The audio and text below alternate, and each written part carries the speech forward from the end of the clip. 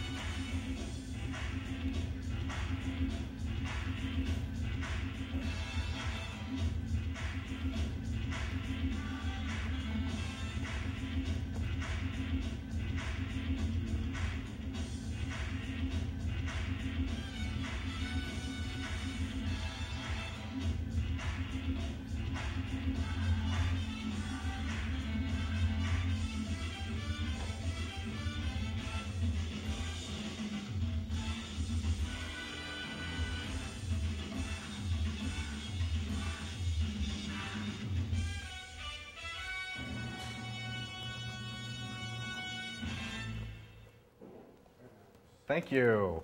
So over the past couple of years, we've been executing more and more experiences across multiple platforms and devices, as we see here with the Toyota dealership network, which was also in our reel. And as we've seen the landscape shift, the amount of misinformation is kind of become overwhelming and unbearable, particularly regarding the role of Flash in this new landscape of devices.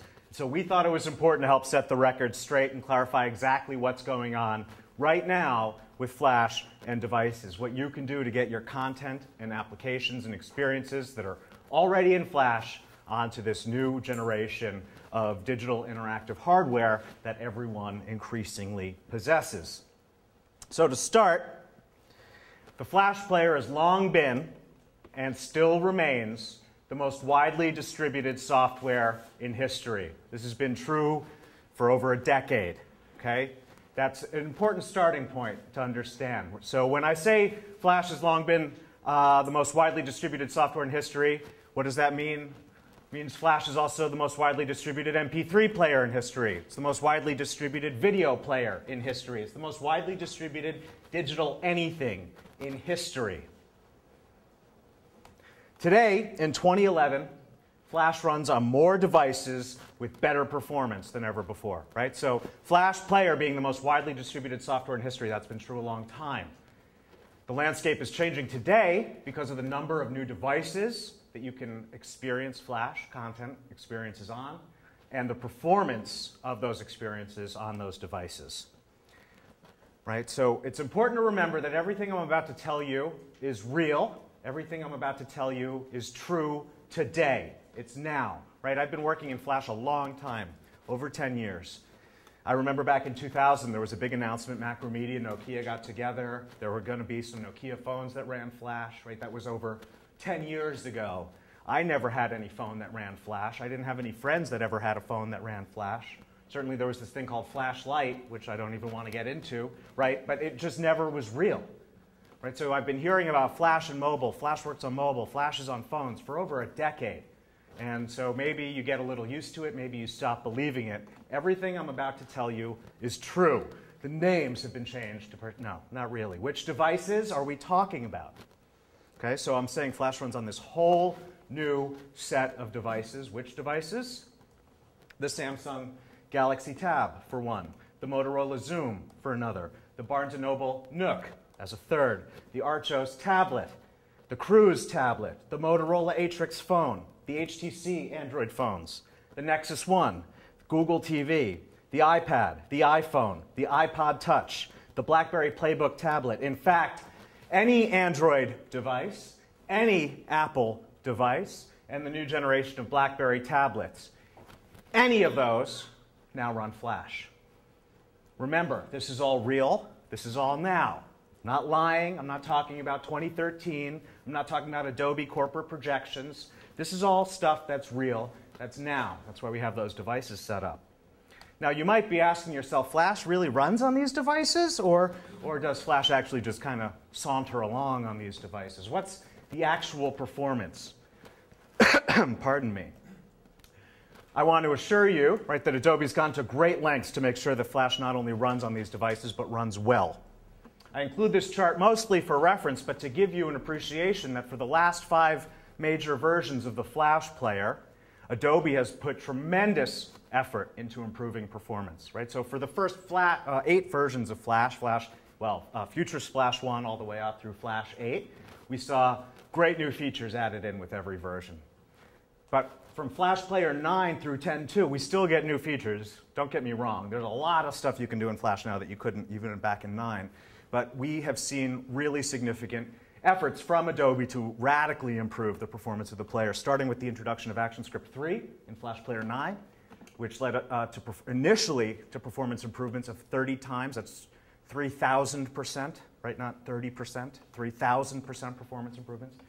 Then entering into later releases, 90115, which was codenamed Movie Star when they added more video support, we got full screen hardware acceleration so that you could start playing better video on full screen on worse computers, older computers, weaker computers.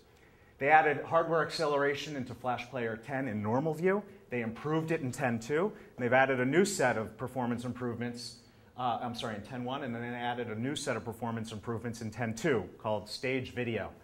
Again, designed to radically improve the performance of video. You can get really high quality HD, 60 frames per second, delivered full screen through Flash now. It's really spectacular, right? And then, if you don't believe that, you certainly won't believe what's coming in Flash Player 11, okay, with a full OpenGL support, hundreds of thousands of polygons rendering real time. Okay, so the result is, even today, the Flash player that we have is hundreds of times more powerful than the Flash player we had only a few years ago. Still, I want to put in this warning because any talk about Flash and devices has to recognize that Flash is Flash. Flash isn't whatever the native language of the device is. Java on Android or C, Objective-C on iPhone, right? So if you were to write the same experience in Air for iPhone or Objective-C, you could get the Objective-C version to run better. That's just the truth, right? Because, well, those overhead, I'll explain. That delta, that difference in performance is going to continue to diminish, right? So already, Flash for iPhone apps are better than they were in the beta, and they'll be way better with the next release of Air. Now, I keep talking about Air, which is a good way to segue into the question of how, right? I'm talking about Flash runs on all of these devices, and I would argue runs well, even on the Nook, the $250 Barnes & Noble tablet. Load up our website, almerblank.com, and our video, which is not optimized for mobile, starts playing right away. Okay? But how do you actually get your content, your Flash content, onto these devices? Is it really just simple? And the answer is no, it's not just simple, unfortunately, because we're talking about devices. The mobile world is more complicated, it's more difficult, and it's more expensive. There's nothing you can do about that than when you're developing for desktop. It's long been that way, right? Even testing a mobile app or a website intended for mobile distribution gets very difficult, very expensive because of the number of different devices, the number of different carrier networks, the number of different versions of operating systems, and so forth. Okay, so it isn't quite as simple as publishing for the web. There are a few ways to get your Flash content onto these devices. The first, of course, we all know, Flash Player. That's our friend. It runs in the browser. It means any web content that we put into a web page that's Flash will play. Right? So the Flash Player is that thing I was talking to you about when I said it's the most widely distributed piece of software in history. That's the thing that's on everyone's computer that allows you to play Flash in a website. Flash Player works on some devices. Okay, so this is one of the options that I'll be covering. But it is only one.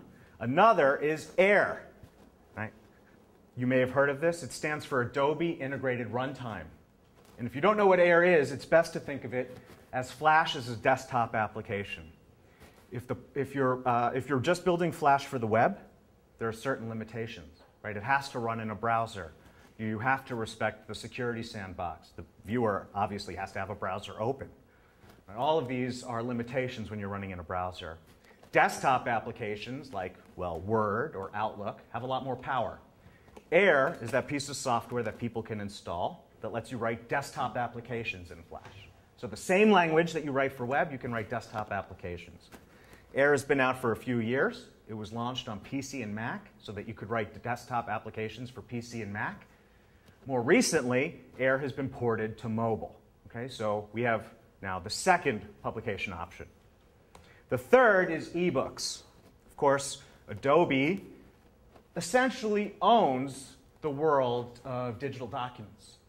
Right now, we're not talking about the Apple Store, the Kindle Store, but in terms of business, right, the business world, Adobe has long just dominated. That's what PDF is. That's why people who have no idea what Flash is still know what Acrobat is. It owns that entire space. And Adobe is making sure that they continue to dominate in that space by owning the standardized ebook format for all of these devices. Now, whether it becomes the standardized ebook format or not, we have to see. But already, there are magazines like Martha Stewart. What is Martha Stewart Living? Is that the? Yeah, that was launched on iPad. That was created with Adobe's digital publication workflow. Okay, so just to review, we have these three different options for getting your content, your Flash content applications to mobile devices. We have the Flash player, we have Air, we have ebooks.